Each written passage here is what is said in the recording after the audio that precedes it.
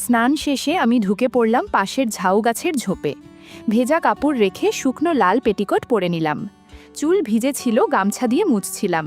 হঠাৎ পেছনে শব্দ পেলাম। ঘুরে দেখি ঝাউ পাতার আড়াল থেকে অভিক বেরিয়ে এলো। বলল, চলো বাড়ির পেছনে একটু দাঁড়াই। সেদিনের কথা কেউ জানে না। আমি অঞ্জলা, বয়স ৪৩। আয়নায় তাকালে এখনও নিজেকে ৩০-এর মতোই মনে হয়। গায়ের রং মাঝারি, চুল কাঁধ ছোঁয়া, সোজা। বিয়ের পর অনেকেই বলতো, আপনি তো একদম সিনেমার নায়িকার মতো। শুনে হেসে ফেলতাম। এখন কেউ আর কিছু বলে না, আমিও শুনি না। আমরা শহরের একপাশে ছোট্ট একটা ফ্ল্যাটে থাকি, আমি, স্বামী সমরেশ আর আমাদের ছেলে অর্ক। আমি বেশিরভাগ সময় হালকা আরামদায়ক জামাকাপড়েই থাকি, যেমন পাতলা সুতি ম্যাক্সি। রঞ্জু নামের এক দোকানদার চোখে চোখে রাখে, মাঝে মাঝে ইঙ্গিতপূর্ণ কথা বলে, আমি কিছু বলি না। সমরেশ প্রাইভেট কোম্পানিতে কাজ করে, রাতে ফিরে ক্লান্ত থাকে। আর অর্ক এখনও ছোট, ১১ বছর। আমি সেজেগুজে বারান্দায় দাঁড়ালে সমরেশের নজর পড়ে না, বরং বলে, ঘুম আসছে না, একটু দূরে দাঁড়াও। মাঝে মধ্যে মনে হয়, আমি কি আসলেই খুশি? হয়তো না, ভেতরে কোথাও যেন শূন্যতা জমে আছে, কারোর সঙ্গে বলা যায় না। সন্ধ্যায় রঞ্জু বলেছিল, আজকে তো ম্যাক্সির রঙের সঙ্গে ক্লিপের মিল একদম পারফেক্ট। আমি হেসে বললাম, তুমি না কসমেটিক্স বেচো না, কথা বেচো। ওর চোখে কিছু ছিল যা বহুদিন সমরেশের চোখে দেখিনি।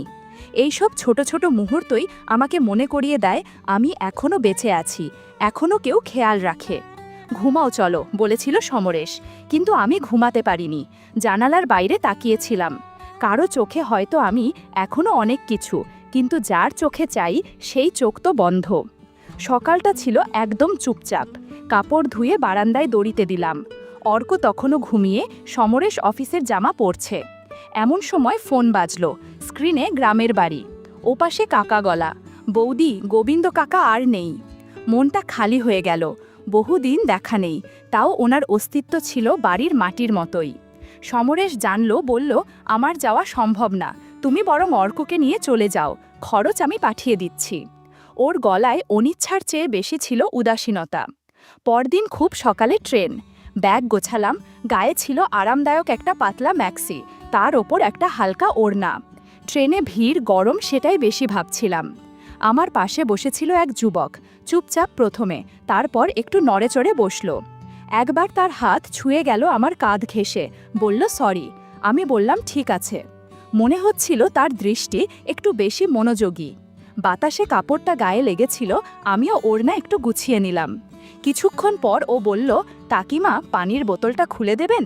আমি খুলে দিতেই আঙুল ছুঁয়ে গেল তার। খুব স্বাভাবিক, কিন্তু মনে একটু অন্যরকম লাগলো। ও নামার সময় বলল, আপনার চুলটা একদম সাবিতা বৌদির মতো। আমি চমকে তাকাতেই সে ভিড়ে মিলিয়ে গেল। ট্রেন চলছিল, আমি শুধু জানালার বাইরে তাকিয়ে ভাবছিলাম। কিছু মুহূর্ত থাকে যেগুলো শুধু শরীর বুঝতে পারে, মন জমিয়ে রাখে, কিন্তু বলা যায় না। দুপুরের পর পৌঁছালাম গ্রামের স্টেশনে। উঠোন, পুকুর, আম গাছ সব যেন ফিরে এলো অনেক বছর আগের মতো। দাদা বলল, অঞ্জলা বৌমা, অর্ক তো একেবারে মাস্টারমশাই হয়ে গেছে। আমাকে ঘর দেওয়া হলো এক কোণার ঘরে। মাটির মেঝে, কাঠের খাট, জানালার পাশ দিয়ে আসা হাওয়া। ব্যাগ রেখে বসতেই মনে হলো অবশেষে একটু শান্তি। শ্রাদ্ধের জন্য গ্রামে এলেও ভেতরে ভেতরে বুঝছিলাম, এ সফরে শুধু বিদায়ের নয়, কিছু নতুন গল্পেরও শুরু হতে চলেছে, যার ইঙ্গিত হয়তো আজ রাতেই আসবে। সকালের রোদ উঠোনে এসে পড়েছে। আমি রান্নাঘরের জানালা দিয়ে বাইরে তাকিয়েছিলাম। হঠাৎ এক যুবক এসে দাঁড়ালো দরজার পাশে। হালকা ঘাম, চোখে সোজা দৃষ্টি। বলল, আপনি কি অর্কর মা? আমি হেসে বললাম, হ্যাঁ। সে চোখ সরালো না, বরং দৃষ্টি যেন একটু বেশি সময় আটকে রইল আমার মুখে। বলল, আমি অভিক, দাদুর বাড়ি এসেছি। আমি মাথা নাড়িয়ে ভেতরে চলে আসলাম। কিন্তু একটা অনুভব রয়ে গেল, ওর দৃষ্টিতে শুধুই দেখা ছিল না, যেন কিছু বুঝে নেওয়ার চেষ্টা। দুপুরে খাওয়ার পর শরীরটা ক্লান্ত হয়ে পড়েছিল। আমি পাতলা ব্লাউজ আর পেটিকট নিয়ে পেছনের বাথরুমে গেলাম। ওদিকেই পুকুর, আর চালার ওপরে কিছু ভেন্টিলেটর। স্নানের সময় ভেজা কাপড় গায়ে লেগেছিল, একটু অস্বস্তি হচ্ছিল। আলো ছায়ায় চেহারার রেখা ভেদ করে যেন নিজেকেই নতুন করে অনুভব করছিলাম। ওদিকে উঠোনে অর্কসহ কিছু ছেলে খেলছিল। হঠাৎ বলটা চালার ওপর গিয়ে পড়ে। অভিক বলল, আমি নিয়ে আসি। হাসতে হাসতে সে উঠতে লাগলো চালায়। বল তুলতে গিয়ে হঠাৎ চোখ পড়ল ভেন্টিলেটরের ফাঁক দিয়ে।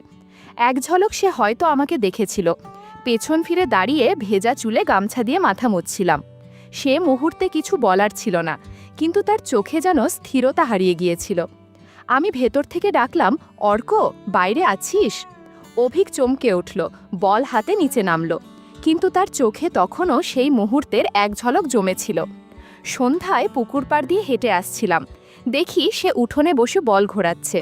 আমি বললাম, আজকের বলটা তো কাজে দিল? সে তাকিয়ে হেসে কিছু বলল না, শুধু সেই চেনা দৃষ্টিটা আবার ফিরে এলো, যা চালার ওপর থেকে শুরু হয়েছিল। রাতটা কেমন যেন নিঃশব্দে মোড় নিচ্ছিল। ঝিঝির ডাক, গরম হাওয়া আর চারপাশের নিস্তব্ধতা যেন ভেতরের কোনো দোলানো ভাবনা জাগিয়ে তুলছিল। ঘরে সবাই ঘুমিয়ে পড়েছে। আমি অর্কর পাশে শুয়েছিলাম, কিন্তু ঘুম আসছিল না। একটু হাওয়া লাগবে ভেবে দরজার কপাটটা সামান্য খুলে দাঁড়ালাম। গায়ে ছিল একটানা পরা পাতলা ম্যাক্সি, চুল খুলে পেছনে ফেলেছিলাম। এই গ্রামে এমন আরামেই সবাই চলে, মেয়েরা যেমন, আমিও। বাইরে কেউ কিছু বলে না। আমি জানতাম না কেউ হয়তো দেখছেও। টিউবওয়েলের পাশে দাঁড়িয়ে অভিক জল খাচ্ছিল, হয়তো কিছু ভাবছিল। হঠাৎ ওর চোখ পড়ল আমার ধরের দিকে। দরজার ফাঁকে দাঁড়িয়েছিলাম পাতলা ম্যাক্সিতে, এক হাতে চুল সামলাচ্ছি আর এক হাতে খোপা ধরে হালকা বাতাস নিচ্ছি। হঠাৎ মনে হলো কেউ হয়তো তাকিয়ে আছে। অভিক উঠোনের ধারে দাঁড়িয়েছিল, থমকে গেল। আলো ছায়ায় আমার অবয়বটা ভেসে উঠেছিল হয়তো। সেটা শুধু দেখা নয়, কিছু টের পাওয়ার মতো ছিল। আমি জানতাম না ওর চোখ পড়েছে কিনা, কিন্তু মনে হচ্ছিল আশপাশে যেন নিঃশব্দে কেউ দাঁড়িয়ে আছে। নিঃশ্বাসও শুনতে পেলাম কিনা বুঝতে পারছিলাম না। এক ঝলক তাকিয়ে দেখি চোখাচোখি হলো, চোখে একরকম চাপা আগুন। আমি কিছু না বলে ধীরে ধীরে দরজার কপাট টেনে ভেতরে চলে এলাম। মনে হচ্ছিল রাতটা আজ কিছু আলাদা বলছে। সকালে উঠেই রান্নাঘর থেকে হাঁড়ির শব্দ পেলাম, উঠোনে পাতার ধোয়ার গন্ধ। গোবিন্দ কাকার শ্রাদ্ধ, বাড়িতে লোকজনের ভিড়, রান্না, জল তোলা, সব মিলে যেন ছোটখাট আয়োজন। চুল বেঁধে ম্যাক্সিন ওপর একটা শাল জড়িয়ে রান্নাঘরে গেলাম। দাদা মজা করে বলল, তোরে ধর জামাই বানিয়ে ফেললাম রে। আমি হেসে বললাম, কাজে মন থাকলে মন ভালো থাকে। উঠোনে অভিক তখন থেকেই কাজ করে চলেছে, জল টানা, পাতা কাটা, চাল তোলা। কে বলবে শহরের ছেড়ে? চোখ একবার গিয়ে পড়ল ওর দিকেই, সাদা গেঞ্জিতে ঘামে ভেজা শরীর, মুখে ক্লান্তি আর মনোযোগ। আমি চোখ ফিরিয়ে নিলাম। আজকের দিনে এসব ভাবা যায় না। দুপুরে ঘরে গিয়ে পাতলা সাদা বর্ডারের শাড়িটা পরতে শুরু করলাম। পুরনো হাতাকাটা ব্লাউজ আরামদায়ক, গলায় খোলা। আয়নার সামনে দাঁড়িয়ে আঁচল ঠিক করছিলাম। হঠাৎ জানালার হাওয়া আঁচল সরিয়ে দিল। ঠিক তখন দেখি অভিক জানালার পাশে দাঁড়িয়ে, হয়তো কিছু আনতে এসেছিল। আমার চোখ তার চোখে আটকে গেল। কিছু না বলে আমি আয়নার সামনে কাজল টানলাম। মনে হচ্ছিল এখনও নিজের মধ্যে কিছু আছে, যা বলে না কিন্তু বোঝায়। শ্রাদ্ধের ভিড়ে আত্মীয় স্বজন, উঠোনে পাতপাতা হয়েছে। আমি একপাশে বসে খেয়াল করলাম অভিক একেবারে উল্টো দিকে এসে বসেছে। চোখে শান্ত ভাব, কিন্তু তার আড়ালে এক অদ্ভুত দৃষ্টি। একবার চোখাচোখি হলো, তারপর দুজনেই নিচে তাকালাম। আমি পাতে ভাজা তুলে দিচ্ছিলাম। অভিকের থালায় দিতে গিয়ে হালকা করে হাত ছুঁয়ে গেল আমার। ইচ্ছাকৃত না হলেও ছোঁয়াটা যেন কিছু বলছিল। কিছু সেকেন্ড আমরা থেমে থাকলাম, তারপর আমি নিজেই হাত সরিয়ে নিলাম। মনে হচ্ছিল ভেতরে কোথাও অজানা উত্তেজনা জমে আছে, না বলা, না বোঝানো অনুভব। কেউ কিছু টের পেল না, কিন্তু আমরা দুজন জানলাম এই মুহূর্তটা কিছু একটা শুরু হতে পারে। সেই দুপুরটা থেকে রয়ে গেল আমাদের মাঝখানে চোখে চোখ, চুপ করে থাকা আর ভেতরের অনুচ্চারিত আবেগ। শ্রাদ্ধের খাওয়া দাওয়ার পর দুপুরটা যেন এক অদ্ভুত ক্লান্তি নিয়ে শরীরে এসে পড়েছিল। ঘরের ভেতর বাতাস ঢুকছিল না, মনে হচ্ছিল যেন সব কিছু থেমে আছে। দাদা বলল, এই গরমে হাঁস মুরগিও পুকুরে বসে আছে, চল সবাই মিলে নদীতে যাই, স্নান করলে ভালো লাগবে। সবাই রাজি হয়ে জামা কাপড় আর গামছা নিয়ে রওনা দিলাম বাঁশবাগান পেরিয়ে নদীর দিকে। মেয়েরা, পুরুষেরা সবাই জানে কে কি পরে নামবে জালে, যেন নিজস্ব একটা ছন্দ আছে এ গ্রামে। আমি একটু দূরে হাঁটছিলাম, দেখতে পেলাম অভিক নীরবে পেছন পেছন হাঁটছে, চোখে সানগ্লাস, হাতে গামছা আর একটা ছোট ব্যাগ। নদীর পাড়ে পৌঁছেই সবাই ছড়িয়ে পড়ল, মেয়েরা একদিকে, ছেলেরা আরেক দিকে।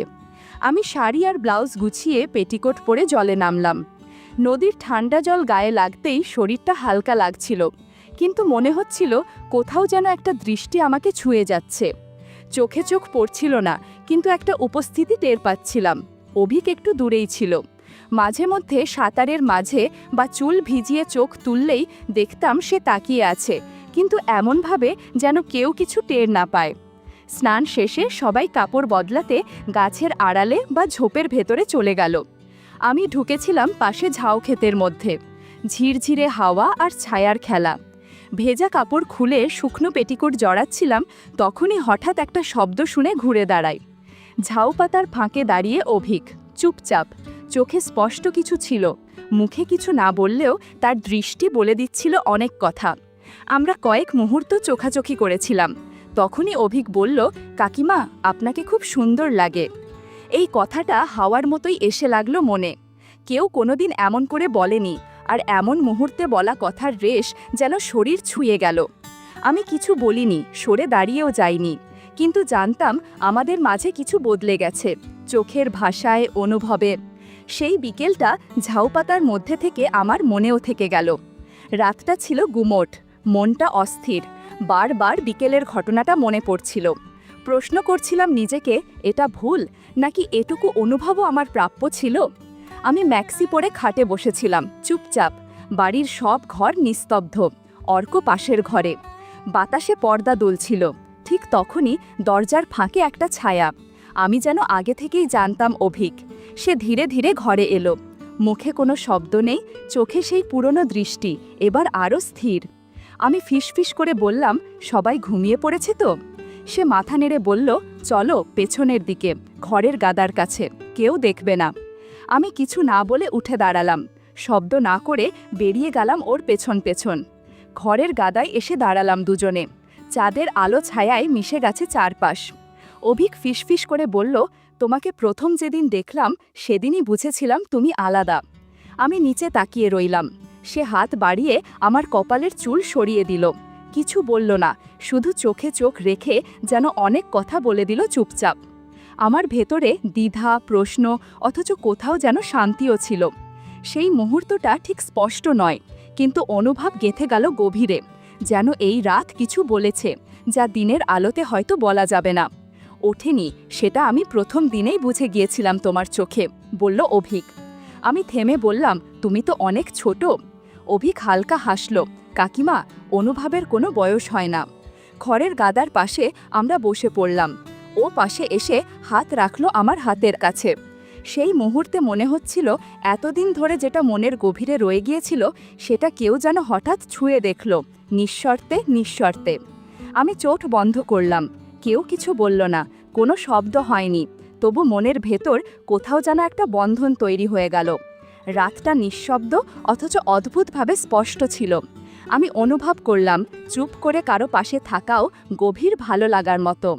ভোরের আলো ফোটার আগেই অভিক পেছনের রাস্তা ধরে হেঁটে বেরিয়ে গেল। আমি শুধু চুপচাপ তাকিয়েছিলাম, ও ফিরে তাকায়নি। আমি ডাকিনি, কারণ কিছু অনুভব মুখে বললে হয়তো তার জাদু ভেঙে যায়। সেই রাত, সেই মুহূর্তগুলো শব্দহীন, কিন্তু থেকে গেল আমার মধ্যে। ঘরে ফিরে দেখি অর্ক তখনও ঘুমিয়ে। আমি ওর মাথায় হাত বুলিয়ে দিয়ে কাপড় গুছিয়ে নিতে শুরু করলাম। আবার শহরে ফিরতে হবে, আবার চেনা সংসার, কিন্তু মন জানে এবার কিছু বদলে গেছে। দুপুরে আমরা ট্রেন ধরার জন্য রওনা দিলাম। গ্রামের রাস্তা, পুকুর, গাছপালা সব যেন নতুনভাবে দেখাচ্ছিল। ট্রেনে বসে আমি জানালার বাইরে তাকিয়ে ভাবছিলাম, একদিন হয়তো আবার ফিরব এই গ্রামে। যখন অর্ক বড় হবে তখন নির্ভয়ে আসতে পারবো এখানে। হয়তো ঝাউ ক্ষেতের পাশে দাঁড়িয়ে অভিক তখনও থাকবে, আর সেদিন সব কিছু আবার শুরু হতে পারে, ঠিক যেখানে শেষ হয়েছিল।